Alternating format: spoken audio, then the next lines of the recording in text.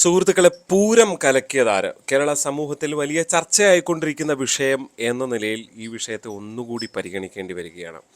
നമുക്കറിയാം, പൂരം കലക്കിയത് താനല്ല എന്ന് ചൂണ്ടിക്കാണിച്ചുകൊണ്ട് ADGP MR അജിത് കുമാറിൻ്റെ റിപ്പോർട്ട് മുഖ്യമന്ത്രിക്ക് മുന്നിലെത്തി എന്ന് പറയുമ്പോൾ, തൃശ്ശൂരിൽ പ്രസംഗിച്ച മുഖ്യമന്ത്രി പൂരം കലക്കിയിട്ടുണ്ട്, അതിന് ഒരു ഒരു ഒരു ഒരു ഭാഗമുണ്ട്, ഒരു വിഭാഗമുണ്ട് എന്നൊക്കെ ചൂണ്ടിക്കാണിക്കുന്നുണ്ട്. അതെന്ത് എന്നൊക്കെയുള്ളത് തൻ്റെ കയ്യിൽ റിപ്പോർട്ട് പൂർണ്ണമായും കിട്ടിയിട്ടില്ല എന്നൊക്കെ പറഞ്ഞുകൊണ്ടാണ് ഇത്തരം കാര്യങ്ങൾ വിശദീകരിക്കുന്നത്. ഒരു കാര്യം ഉറപ്പാണ്, പോലീസിൻ്റെ അസ്വാഭാവിക ഇടപെടൽ അവിടെ ഉണ്ടായിരുന്നു എന്നുള്ള യാഥാർത്ഥ്യം അവിടെ നിൽക്കുമ്പോൾ പോലീസിനെ ആരാണ് ഭരിക്കുന്നത് എന്ന ചോദ്യം വളരെ പ്രധാനപ്പെട്ടതാണ്.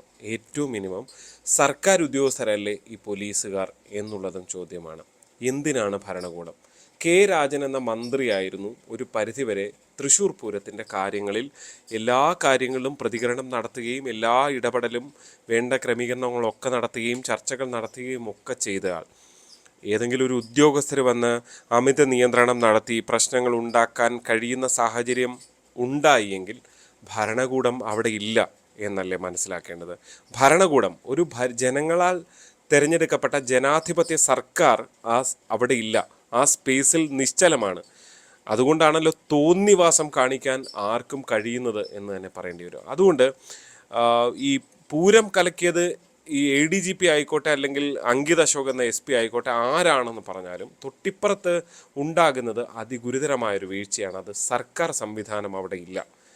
സർക്കാരിൻ്റെ തിരഞ്ഞെടുക്കപ്പെട്ട സർക്കാർ ജനപ്രതിനിധി എന്ന നിലയിലും മന്ത്രി എന്ന നിലയിലും ഒക്കെയുള്ള സംവിധാനങ്ങൾ അവിടെ പരാജയപ്പെട്ടു എന്നുകൂടി പറയേണ്ടി വരും. അത് CPIയുടെ VS സുനിൽകുമാറാണ് ഈ പൂരം കലക്കിയതിനെ സംബന്ധിച്ച് അതിഗുരുതരമായ ആരോപണം ഉന്നയിക്കുന്നത്. അതായത് തന്നെ തോൽപ്പിക്കാൻ വേണ്ടിയാണ്, ഇടതുപക്ഷത്തെ തോൽപ്പിക്കാൻ വേണ്ടിയാണ് ഇങ്ങനൊരു അട്ടിമറി നടന്നതെന്ന് പറയുമ്പോൾ, എന്തുകൊണ്ടാണ് VS സുനിൽകുമാർ രാജൻ എന്ന പകലും രാത്രിയെന്നില്ലാതെ അവിടെ എല്ലാം കറങ്ങി നടന്നിരുന്നത്? ഈ പ്രശ്നം ഉണ്ടാകുന്ന രാത്രി രാജൻ എവിടെയെന്ന് അറിയില്ല, അദ്ദേഹത്തിൻ്റെ പിക്ചറിലൊന്നും നമുക്ക് കാണാനില്ല. എന്തായാലും ആകെ സുരേഷ് ഗോപിയും അല്ലെങ്കിൽ സുനിൽകുമാറും ഒക്കെ പല ഘട്ടത്തിൽ ഇടപെട്ടതായി പറയപ്പെടുന്നുണ്ട്. അന്നത്തെ ആദ്യം ഇടപെട്ടത് സുനിൽകുമാറാണ് എന്നൊക്കെ പറഞ്ഞുകൊണ്ട് അന്ന് സൈബർ സഖാക്കളൊക്കെ നടത്തിയ കമൻറ്റുകളൊക്കെ ഇപ്പോഴും സോഷ്യൽ മീഡിയയിൽ കിടപ്പുണ്ട്. അപ്പോൾ ഈ ഉദ്യോഗസ്ഥരുടെ അട്ടിമറി ഉണ്ടായിട്ടുണ്ട് എങ്കിൽ ഫലത്തിൽ ഒരു സർക്കാർ അവിടെ ഇല്ല എന്നുകൂടി വേണ്ട മനസ്സിലാക്കാൻ. അതായത് ഈ സർക്കാരിൻ്റെ പരാജയമാണ് എന്ന് തന്നെയല്ലേ ഫലത്തിൽ സുനിൽകുമാർ പറയുമ്പോൾ പറയുന്നത് എന്നുകൂടി ചേർത്ത് വായിക്കേണ്ടി വരും. എന്തായാലും ഒരു കാര്യം ഉറപ്പാണ്, പൂരം കലക്കിയിട്ടുണ്ട് എന്ന കാര്യത്തിൽ ആർക്കും യാതൊരു സംശയവുമില്ല. അത് കേവലം ഒരു ഉദ്യോഗസ്ഥൻ്റെ അഭ്യാസ പ്രകടനങ്ങളായാണ് അന്ന് പകൽ മുതൽ കാണാൻ കഴിഞ്ഞത്. ഇത് പെട്ടെന്ന് ഏതെങ്കിലും ഒരു സമയത്തുണ്ടാകുന്നല്ലോ. ഒരു സർക്കാർ എന്ന് പറഞ്ഞാൽ എല്ലാ മിനിറ്റിലും കാര്യങ്ങൾ അറിയുന്നവരാ.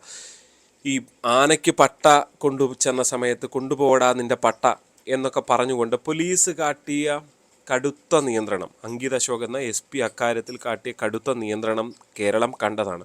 പക്ഷേ സർക്കാർ അറിഞ്ഞില്ല എന്ന് വിചാരിക്കേണ്ടി വരുമോ?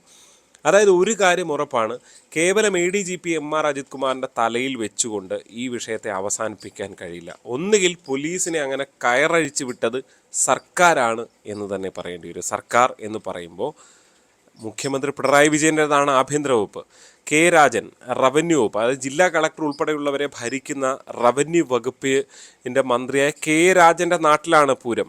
രാജനാണ് പൂരത്തിൻ്റെ എല്ലാ ക്രമീകരണങ്ങളും നിയന്ത്രണങ്ങളടക്കം കൊണ്ടുവരികയും അതിൻ്റെ വേണ്ട കാര്യത്തിൽ ഇടപെടുകയൊക്കെ ചെയ്യുന്നത്. എന്തുകൊണ്ട് രാജൻ ഇടപെട്ടില്ല? യഥാർത്ഥത്തിൽ രാജനെ പറ്റി എന്തുകൊണ്ട് VS സുനിൽകുമാർ ചോദിക്കുന്നില്ല എന്നുള്ളതും പ്രധാനപ്പെട്ട ഒരു പ്രശ്നമായി നിൽക്കുകയാണ്. അങ്ങനെ സുരേഷ് ഗോപിക്ക് വേണ്ടി സർക്കാർ അട്ടിമറിച്ചു, അല്ലെങ്കിൽ പോലീസ് അട്ടിമറിച്ചെങ്കിൽ അതിൽ രാജനും പങ്കുണ്ട്. CPIക്കുള്ളിലെ ഗ്രൂപ്പിസമാണോ അപ്പോൾ രാജനെക്കുറിച്ച് പറയാനോ, അല്ലെങ്കിൽ CPIക്കാരനായതുകൊണ്ട് പറയാത്തതാണോ സുനിൽകുമാർ? കേവലം പോലീസ് ഉദ്യോഗസ്ഥർ മാത്രം അട്ടിമറിച്ചു എന്ന് പറയുമ്പോൾ നിങ്ങളുടെ സർക്കാർ അവിടെ ഇല്ല എന്നുകൂടി ഇടതുപക്ഷക്കാരനായ VS സുനിൽകുമാർ പറയണ്ടേ? എന്തുകൊണ്ടാണ് ആ വിമർശനത്തിന് സുനിൽകുമാർ തയ്യാറാകാത്തത്? പിന്നെ ഒരു പുതിയ വേർഷനാണ്, ആദ്യം മുതലും ഇടയ്ക്ക് കേട്ടിരുന്നതാണ്, തിരുവമ്പാടി വിഭാഗത്തിൻ്റെ കടുംപിടുത്തമാണ് ഈ പ്രശ്നത്തിന് കാരണമെന്ന്. കേവലം ആ രാത്രി ഉണ്ടായത് മാത്രമല്ലല്ലോ ഈ പ്രശ്നം.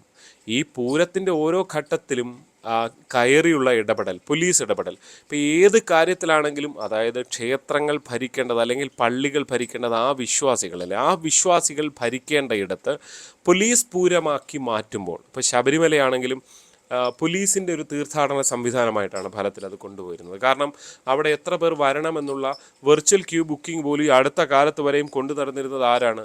അത് പോലീസാണ്. ഈ അടുത്ത കാലത്താണത്, ഈ കഴിഞ്ഞ സീസൺ മുതലാണ് അത് ദേവസ്വം ബോർഡിന് പോലും നൽകാൻ തയ്യാറായിരുന്നത്. പോലീസാണ് തീരുമാനിക്കുന്നത് എത്ര പേർ വരണം എന്നുള്ളത്. തീർച്ചയായും നിയന്ത്രണങ്ങൾ ഉൾപ്പെടെയുള്ള കാര്യങ്ങളിൽ പല നിയന്ത്രണങ്ങളും വരുത്താൻ പോലീസിൻ്റെ കൂടെ സഹായമാണ്. എല്ലാവരും ഒരുമിച്ച് നടത്തേണ്ടതാണ്. പക്ഷേ ഒരു അഡ്മിനിസ്ട്രേറ്റീവ് സംവിധാനം തന്നെ ഫലത്തിൽ പോലീസ് കൊണ്ടുവന്ന നിലയിൽ പലപ്പോഴും കാണാറുണ്ട്. അതായത് അപ്പോൾ തിരുവമ്പാടി ദേവസ്വം പോലെയുള്ളവർ നിങ്ങൾ ഇത്ര വലിയ നിയന്ത്രണം നടത്തുകയാണെങ്കിൽ നിങ്ങൾ എന്താണെന്ന് വെച്ചാൽ ചെയ്യൂ എന്ന് പറഞ്ഞിട്ടൊരു പ്രതിഷേധം കാട്ടാനുള്ള അർഹത, അവകാശം പോലും ഈ ദേവസ്വങ്ങൾക്കില്ലേ എന്നുള്ള ചോദ്യമാണ് ഏറ്റവും പ്രധാനമായിട്ട് ഉയർന്നു വരുന്നത്. കാരണം തിരുവമ്പാടിക്കാർ അങ്ങനൊരു പ്രതിഷേധ സൂചകമായി അങ്ങനെ പൂരം നിർത്തിവെക്കുന്ന അടക്കമുള്ള കാര്യങ്ങൾ ചെയ്തെങ്കിൽ അവർക്ക് അത്രയധികം ഈ നാട്ടുകാർക്കും ജനങ്ങൾക്കും അടക്കം കാണാൻ കഴിയുന്ന രീതിയിൽ പോലും ഒരു പരിപാടി നടത്തില്ല.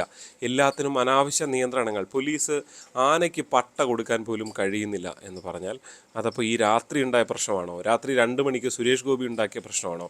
എന്തുകൊണ്ടാണ് ഈ വൈകുന്നേരം ആനയുടെ സമയത്ത്, കുടമാറ്റ സമയത്ത്, അതിന് മുൻപുള്ള നിയന്ത്രണങ്ങളുടെ സമയത്ത്, ബാരിക്കേഡ് വെച്ച് അടക്കിയ സമയത്തൊന്നും സുനിൽകുമാർ ഇതിലിടപെടുകയും അല്ലെങ്കിൽ മന്ത്രി കെ രാജൻ ഇതിൽ ഇടപെടുകയും സർക്കാരാണ് തീരുമാനിക്കുന്നത്, സർക്കാരിനാണ് ഈ കാര്യങ്ങളിൽ തീരുമാനമെടുക്കാനുള്ള അവകാശം എന്ന് ചൂണ്ടിക്കാണിച്ചുകൊണ്ട് പോലീസിൻ്റെ അടുത്ത് നിയന്ത്രണങ്ങളിൽ ഇളവ് വേണം എന്ന് പറയാത്തത് ഒന്നുകിൽ വി എസ് സുനിൽകുമാർ ഉൾപ്പെടെയുള്ളവർ പറയണം, ഇത് LDF സർക്കാരാണ് ഈ പൂരം പൊളിച്ചത്, ഞാനതിൻ്റെ ഭാഗമായി അങ്ങ് തോറ്റുപോയി എന്നങ്ങ് പറഞ്ഞ് സമാധാനിച്ച് മിണ്ടാതിരിക്കുക എന്നുള്ളതാണ് ഒരു ഘട്ടത്തിൽ ചെയ്യാൻ കഴിയുന്നത്. ഇപ്പോൾ സുനിൽകുമാറിൻ്റെ അടക്കം ഫലത്തിൽ വായപ്പിക്കുന്ന രീതിയിലാണ് തൃശ്ശൂരിൽ മുഖ്യമന്ത്രി പിണറായി വിജയൻ സംസാരിച്ചത്. കാരണം ഈ റിപ്പോർട്ട് പുറത്ത് പൂർണ്ണമായ മാധ്യമ വാർത്തകൾ മാത്രം കേട്ടുകൊണ്ട് പ്രതികരിക്കുന്ന നിലയെ ഒരു പരിധിവരെ പരോക്ഷമായി വിമർശിക്കാനും മുഖ്യമന്ത്രി പിണറായി വിജയൻ തയ്യാറായിട്ടുള്ളത് എന്ന് പറയേണ്ടി വരും. എന്തായാലും ഒരു കാര്യം ഉറപ്പാണ്,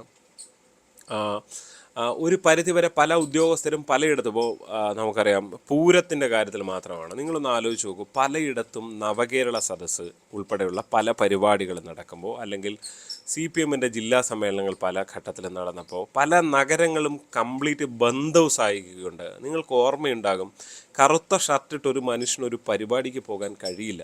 അത് സാധാരണ CPMകാരനാണെങ്കിൽ പോലും മുഖ്യമന്ത്രിയുടെ പരിപാടിയിൽ കറുത്ത ഷർട്ടിട്ട് പോകാൻ കഴിയാത്ത കാലമാണ്. അതുകൊണ്ട് പോലീസിൻ്റെ അമിത നിയന്ത്രണങ്ങളും അല്ലെങ്കിൽ പോലീസിൻ്റെ അമിത ആവേശവുമെല്ലാം, ഈ വലിയ എസ്കോർട്ട് ഉണ്ടാക്കൽ, ഇതെല്ലാം ഈ തൃശ്ശൂർ പൂരത്തിൽ മാത്രം കണ്ടതാണോ?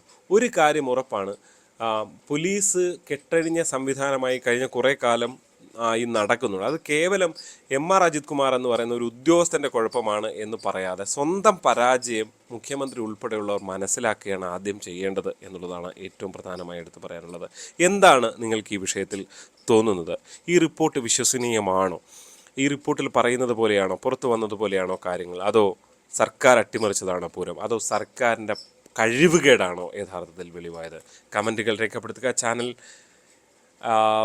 സബ്സ്ക്രൈബ് ചെയ്യണം. വീഡിയോ ഇഷ്ടപ്പെട്ടാൽ ലൈക്ക് ചെയ്യണം. മറ്റു സുഹൃത്തുക്കൾക്ക് അയച്ചു കൊടുക്കണം. നന്ദി.